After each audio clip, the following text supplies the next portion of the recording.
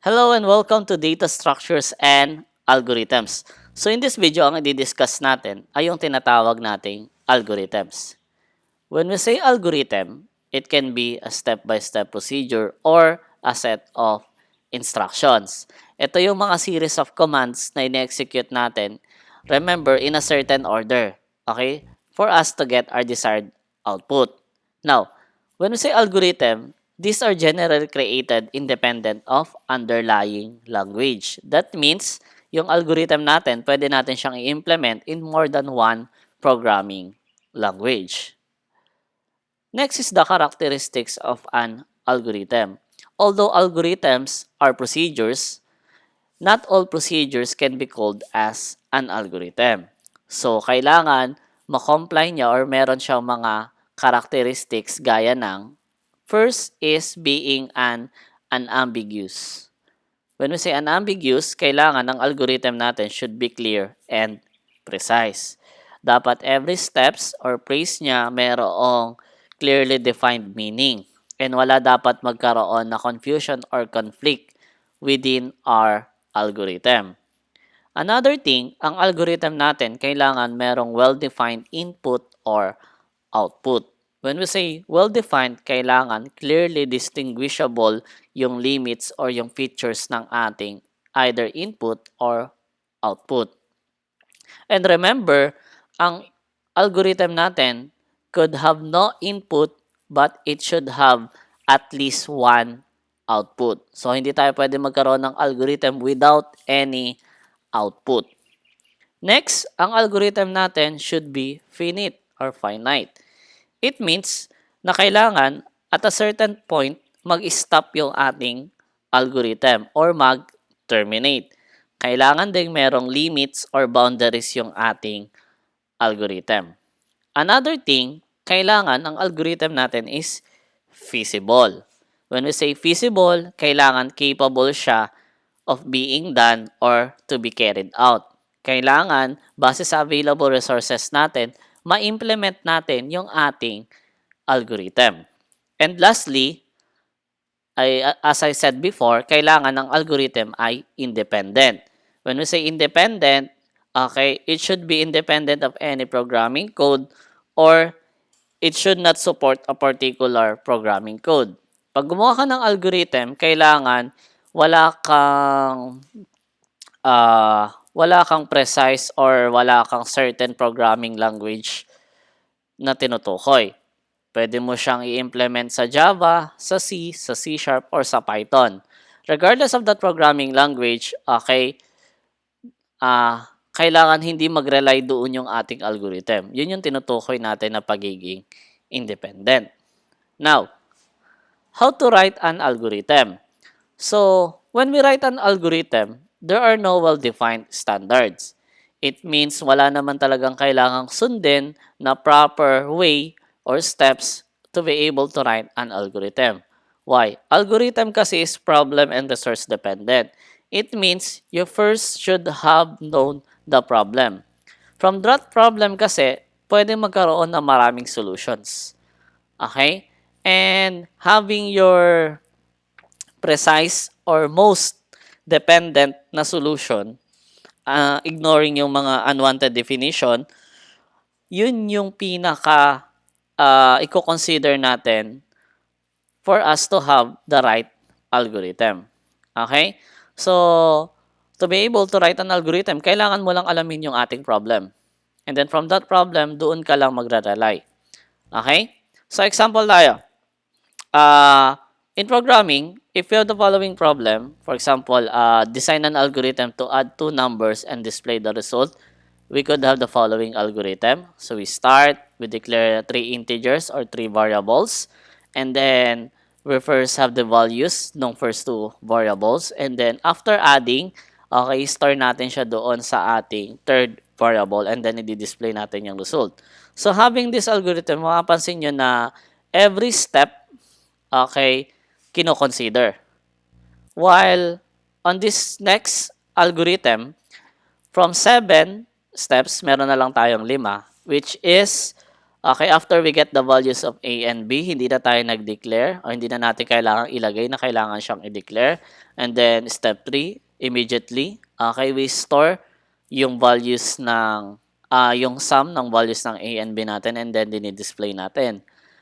Pwede rin to magkaroon ng 3 steps that after you get the values of A and B, you display the result which is yung A plus B. So, we can have many algorithms or possible solution doon sa given problem natin. But considering, okay, writing steps numbers is optional. Hindi naman siya laging nilalagay. Pero nakasanayan lang kasi na sa algorithm, we write the step numbers. So balik tayo kanina, although maraming solution to a certain problem, okay, in the analysis of algorithm, kailangan yung pinaka the best and optimum solution, okay, which is compare dito sa dalawa, itong nasa right side, yun yung dapat natin na i-consider. Okay? Remember, nung elementary tayo, di ba, pa nag-solve tayo ng mathematical problem, nandun tayo sa long method, which is i-identify nyo muna yung problem, the given, the solution, the operation to be used, and so on. And after knowing that, okay, pag nakasanayan na natin, tinuturo na sa atin yung mga shortcuts. So, same lang yan sa algorithm. Sa start, pwede muna yung step by step manually, yung talagang lahat ng detalye. But later on, okay, pwede ka na mag-direct dun sa most efficient and fastest way para ma-solve yung iyong certain problem. Okay, real life example tayo. Familiar na siguro tayo sa pagluluto ng noodles. Okay, madalas nakikita natin yung algorithm doon sa likod ng cover, sa cover or doon sa, kung nasa cup, okay, doon sa gilid. So, syempre, we have 4 steps from boiling, placing, and then flavor, and then serving. Okay, but there are some noodles or brand na mas mabilis yung kanyang cooking instruction. May dalawa lang, okay? After you boil at ilagay yung noodles, okay, ilagay mo na yung seasoning and then serve hot. Yun lang. So as you can see, okay, maraming cooking instruction when it comes to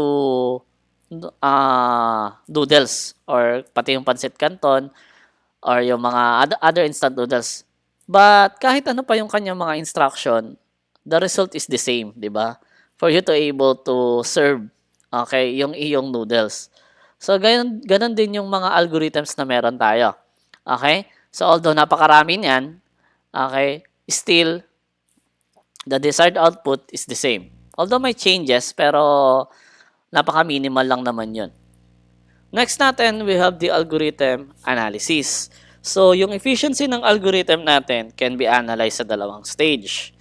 The first one is before mo siya i-implement. The second one is after ng kanyang implementation. We call that as priori analysis and posterior analysis.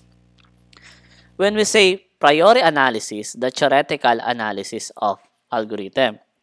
Ibig sabihin ng theoretical, yung efficiency ng algorithm is minimeasured natin assuming na yung mga factors gaya ng processor speed, yung memory niya, are constants and walang effect doon sa ating implementation.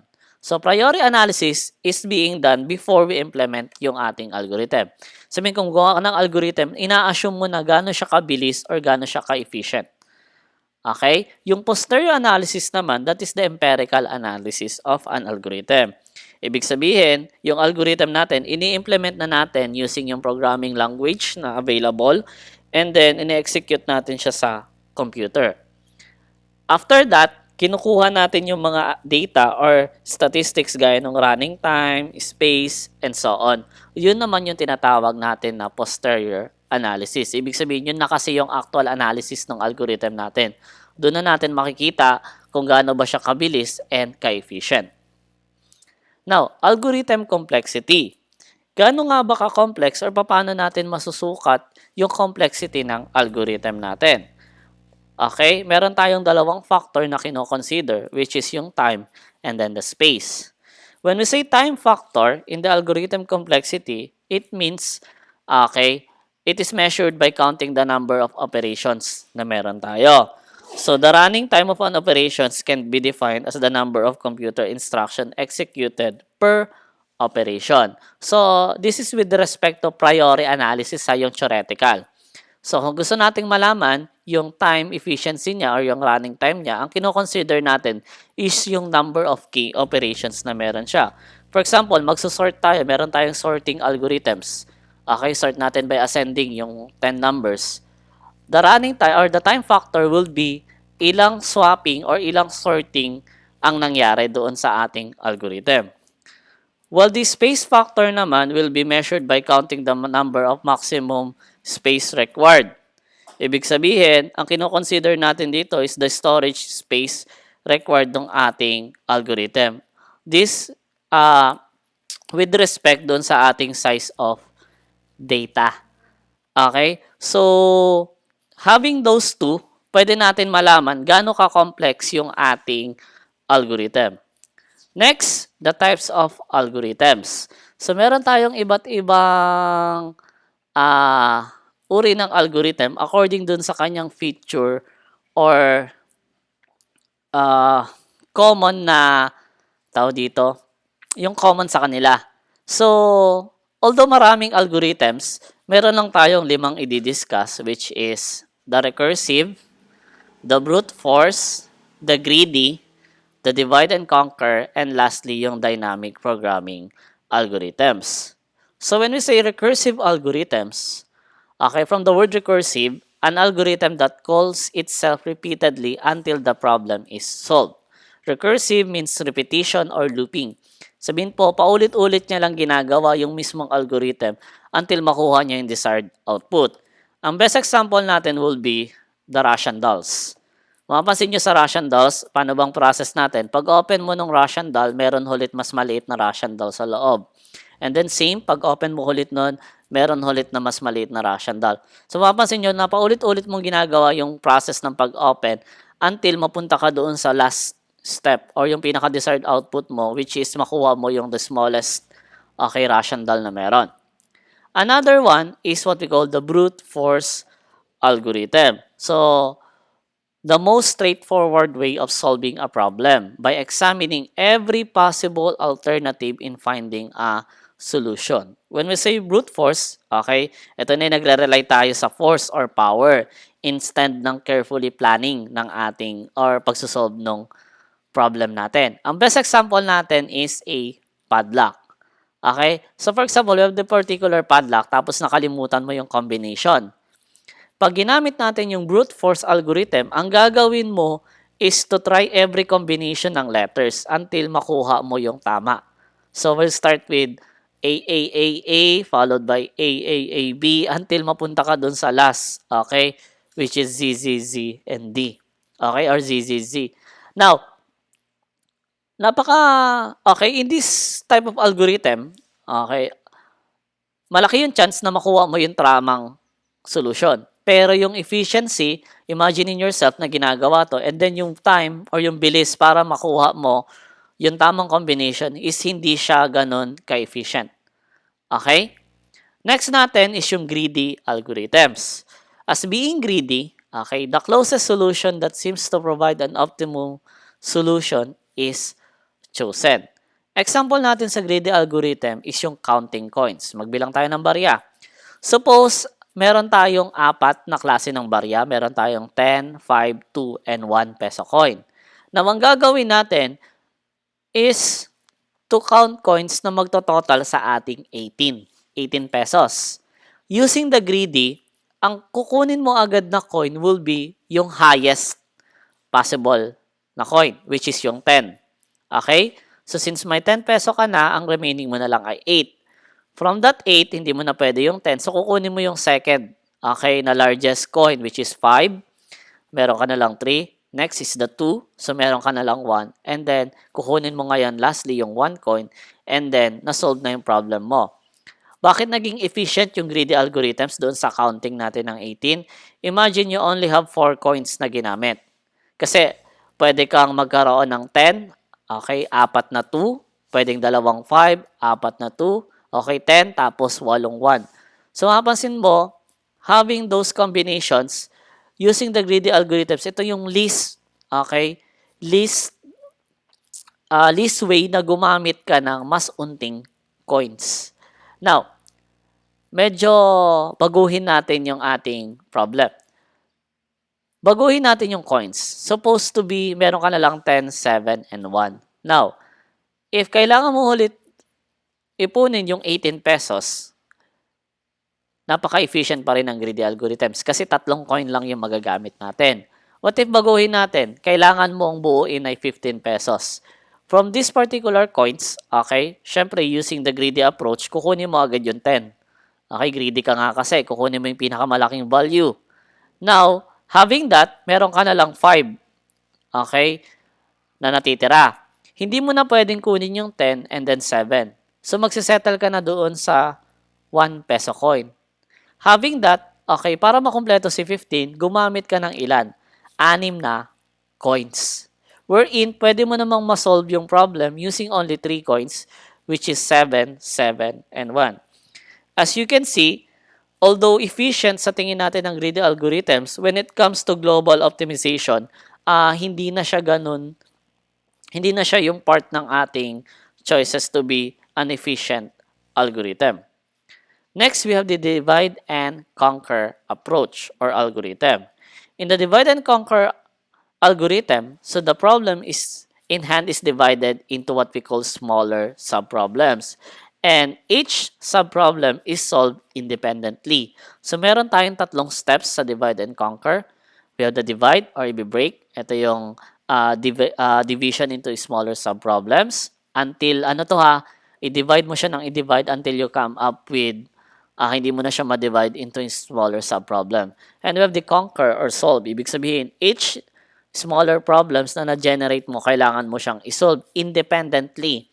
And then merge or combine, yung mga na-solve yung problem, i-merge mo siya into one para makuha mo yung iyong desired solution dun sa iyong problem. The real life example nito supposed to be you are working on a project, okay, as a group. So ano bang ginagawa natin? For example, may report tayo as a group. Ang ginagawa natin, each member binibigyan natin ng kanya-kanyang topic. And then, as an individual, the individual members, sinusolve or pinag-aaralan niya yung topic na na-assign sa kanya. After nun, okay, pag okay na lahat, i-combine nyo into one presentation. So, ganun yung example natin ng divide and conquer. Lastly is what we call the dynamic programming. When we say dynamic programming, similar to dun sa divide and conquer, in which the problem is divided into smaller sub-problems. But the difference is, ang dynamic programming, yung sub-problems, hindi natin siya sinusolve independently. Why? Kasi, yung solution sa isang sub-problem, ginagamit natin in order to solve another sub-problem. Yun yung pinagkaiba nila. Okay? These algorithms are mostly for optimization. Example tayo, ito. We have what we call the Fibonacci, okay, or Fibonacci numbers. Now, suppose we find the Fibonacci or Fibonacci number of n. Our formula will be f sub n minus 1 plus fn sub minus 2. Paano ba na-generate ang Fibonacci numbers? Yung series of numbers natin, okay, to be able to get the next Fibonacci number, i-add lang natin yung previous numbers. For example, 0 plus 1 is equal to 1, then 1 plus 1 is equal to 2. So yung 2, i-add mo dito sa 1, you have the 3. 2 plus 3, you have your 5, and so on. So ganun yung Fibonacci numbers. Now, in dynamic programming, okay, kasi dinidivide natin siya, we have the two parts. Okay, ito, and then the second part. And then to be able to solve yung each part, kailangan natin yung result doon sa unang part. For example, para makuha mo tong 5, kailangan mo muna makuha yung result ng first two series, which is 3 and 2. Para makuha mo rin 3 and 2, kailangan makuha mo rin muna yung series or yung result nung nauna. So that is what we call dynamic programming. And in dynamic programming, it uses memoization. When we say memoization, okay, it is creating a memo or note to self. Ibig sabihin, tinatandaan natin yung solution na create natin doon sa isang sub-problem. Dahil yun yung ginagamit natin to be able to solve another sub-problem. problem. Okay, parang mathematical, ano lang yan, quiz, kung nag-work kayo sa group. Pag na-solve nung isang member ninyo, ang ginagawa natin is, inaalam natin paano niya sinolve yung given equation. And then, ina-apply natin doon sa equation na binigay sa atin. Okay, that is similar to what we call the dynamic programming. So, here are the reference na ginamit ko, mostly doon sa mga images. Okay, and that's all for what we call the algorithms. So, thank you and keep safe.